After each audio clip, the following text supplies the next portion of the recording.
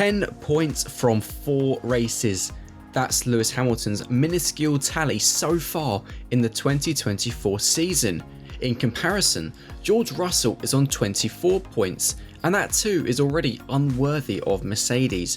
Where has it gone wrong? First of all with Mercedes, but also with Lewis Hamilton. The easy answer is to refer to 2022, the first year of the new regulations.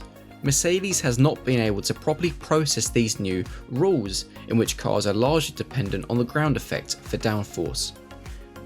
Of course, the infamous zero pod concept was often pointed out as the problem, but Mercedes' true Achilles heel was the invisible part. This is not only about the layout of the complex Venturi ducts that run under the car, but especially about the interaction between the ground effect and the configuration of the suspension. It was for this reason that Mercedes suffered so absurdly from porpoising. We won't pretend to know what that has to do with it, especially since Mercedes doesn't know how to put its finger on the sore spot either. Although it was Lewis Hamilton who knew how to not do it anyway before anyone else within Mercedes.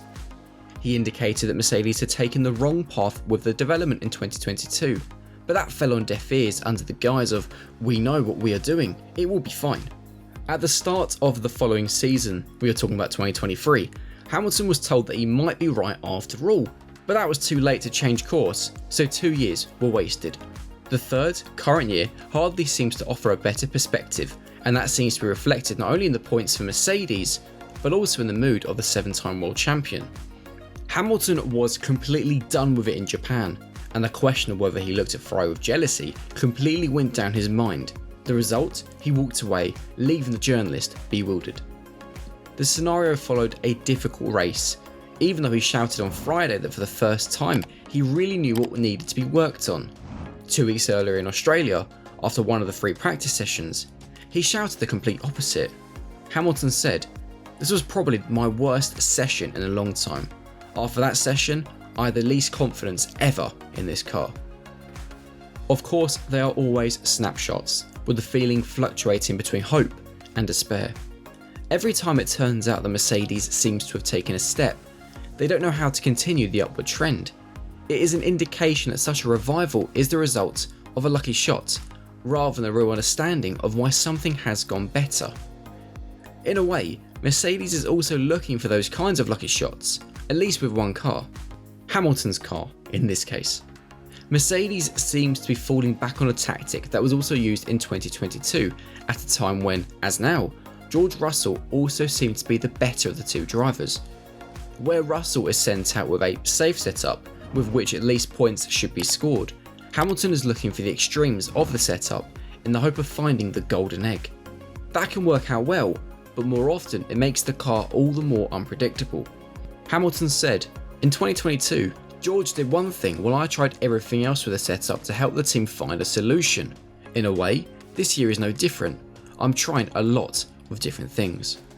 So far without too much success, it partly, but not entirely, explains the difference in performance between the 7-time world champion and his younger teammate. In qualifying, Russell is currently beating Hamilton 3-1. In the race, that balance tilts even more towards Russell, 4-0. What can Mercedes do to turn the tide? Copy Red Bull, it is often suggested. But that's easier said than done. When Sergio Perez crashed in Monaco last year, everyone got a chance to take a good look at RB19's defining underbody. All the secrets were out in the open. Of course, nothing could be further from the truth, as we mentioned earlier that the entire aerodynamic platform stands or falls with the way the platform communicates with the way a team establishes mechanical grip. Look at other teams as well. They are trying to move towards Red Bull with similar ideas, but Red Bull is taking at least as many steps to stay ahead of everyone. It's a fight against the odds, and for Mercedes so much more, because they have to come from much further behind. In other words, people just don't know. Mercedes seems to lack the Adrian Newey type with the right people around him. Now Newey is also perhaps the most extreme example, as he obtained his PhD in his younger years on the theme of ground effect.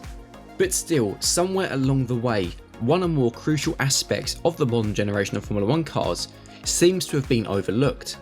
If that penny drops, then something may be possible again, but Hamilton has decided not to wait for that. He is done with the search and rudderlessness of Mercedes.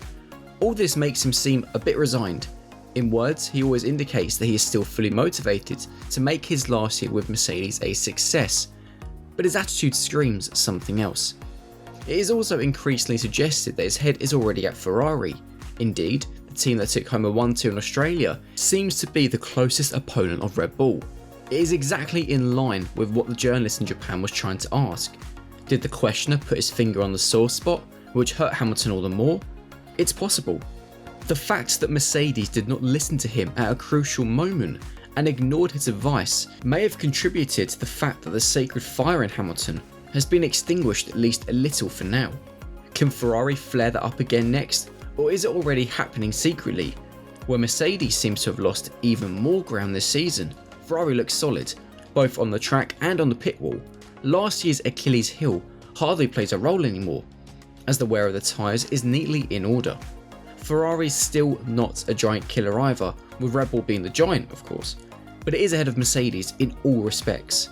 Where before the season Ferrari might have seemed to be taking a step sideways, now it is certainly a step forward. Do you think Hamilton and Mercedes will rediscover their mojo? Let us know in the comment section below, and be sure to like this video, subscribe to the RacingNews365.com channel, and we will see you for the next video. Bye!